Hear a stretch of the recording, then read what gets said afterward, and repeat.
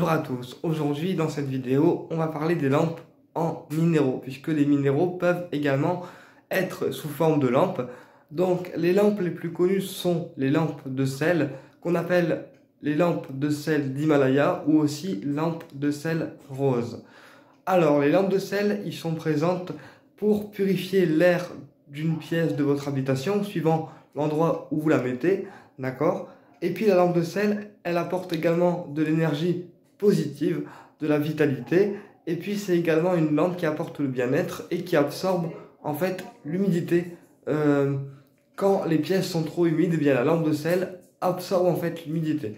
Elle a également des vertus de protection, elle protège donc des énergies négatives puisque le sel, comme on le sait, a des vertus protecteurs au niveau des énergies négatives, donc la lampe de sel a également des vertus protectrices contre les énergies qui vont être négatives. Voilà. Donc une lampe de sel, elle détend la personne, voilà.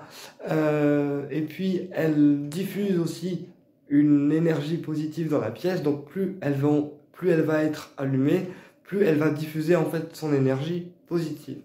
Ensuite, on a également la lampe de sélénite, qui est une lampe en tour de sélénite le plus souvent.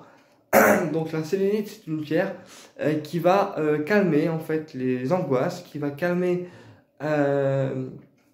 les soucis au niveau du sommeil. C'est également une lampe qui va favoriser les rêves oniriques. Donc au niveau des rêves, la sélénite en lampe elle va décupler les rêves.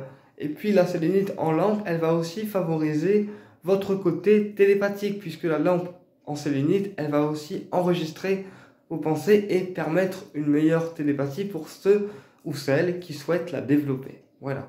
Donc la sélénite, c'est une pierre apaisante, c'est une pierre également revitalisante et elle a aussi des vertus de protection.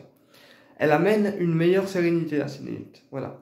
Donc la sélénite, c'est vraiment une pierre de sérénité, c'est une pierre qui aide à se connecter bien sûr au divin, aux anges.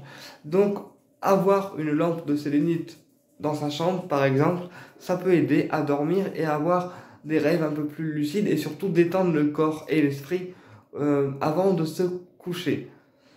Donc comme les autres lampes, la lampe de sélénite, plus on l'allume et plus elle va diffuser en fait son énergie. Voilà. Et plus la lampe sera grosse, plus elle va diffuser dans un périmètre large au niveau de la pièce. Nous avons également la lampe en quartz rose. Alors, la lampe en quartz rose, puisque les lampes en quartz rose existent également.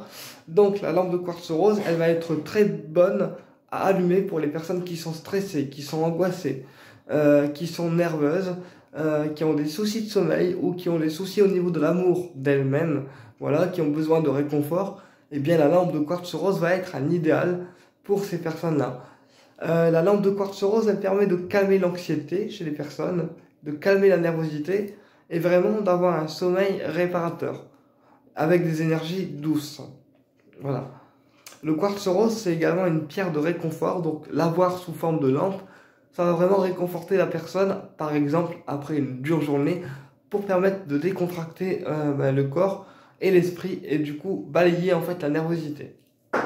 Nous avons également la lampe de citrine qui est un peu plus rare à trouver, qui va, elle, être bonne à allumer dans un bureau, d'accord? Parce que la lampe de citrine, c'est une lampe de concentration. Et donc, la lampe de citrine, elle va être bonne à allumer, par exemple, dans un bureau de médecin, dans un bureau d'étudiant, dans un bureau de chef d'entreprise, puisque la citrine, elle va vraiment vous aider à rester focus sur votre projet et du coup, rester focus sur votre tâche quotidienne professionnelle à faire. Donc naturellement, l'avoir en forme de lampe, eh bien la citrine va permettre du coup une meilleure concentration. Et puis c'est aussi une pierre d'abondance, donc elle va aussi ramener de l'abondance dans la pièce où elle se trouve, d'accord? Ensuite, nous avons la lampe en quartz blanc. Donc la lampe en quartz blanc, c'est une lampe avec un gros morceau de quartz blanc qui va elle, être bénéfique pour la méditation. Pour les personnes qui veulent méditer, eh bien la lampe de quartz blanc, elle va être bénéfique pour plonger dans un état de méditation. Et puis comme c'est du quartz, elle va aussi décupler en fait la puissance de votre méditation en fait. Voilà. Donc le quartz blanc, c'est comme le cristal de roche, il décuple en fait la puissance de la méditation. Donc l'avoir en forme de lampe, eh bien le quartz va décupler l'énergie de votre pièce et aussi décupler vos capacités médiumniques. Et si vous méditez, eh bien ça va aussi décupler votre côté spirituel et ouvrir votre troisième œil pour que vous puissiez avoir en fait une méditation claire ou un état méditatif clair. Ensuite, le quartz blanc, il permet aussi de réaligner les chakras, puisque comme c'est une pierre qui est neutre, elle agit donc sur tous les chakras en même temps, et elle les réaligne, voilà. Donc, naturellement, comme toutes les autres lampes, plus la lampe reste allumée, plus elle va diffuser son énergie, en fait, finalement, dans la pièce. Ensuite, nous avons également la lampe en améthyste qui est souvent sous forme de géode avec une lampe incrustée dedans. Donc l'améthyste, c'est une pierre qui va éviter de cogiter, qui va faire taire le mental, voilà, qui va aussi connecter à la spiritualité et qui va transformer en fait les énergies négatives en énergies positives. Donc naturellement, l'avoir en forme de lampe, eh bien l'améthyste va permettre de vous apaiser et de vous faire monter en spiritualité, mais à la fois de faire taire le mental.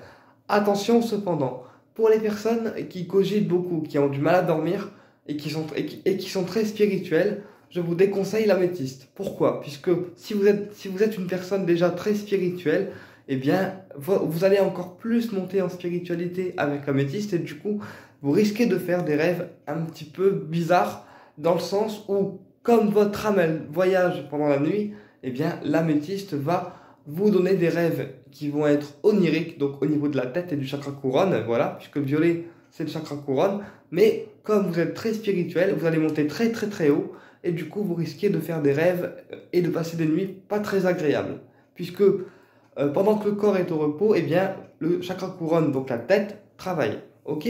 Donc pour ces personnes-là qui sont très spirituelles et qui en plus ont des soucis de sommeil, je vous déconseille l'améthyste et on partira plus sur du quartz rose. Voilà.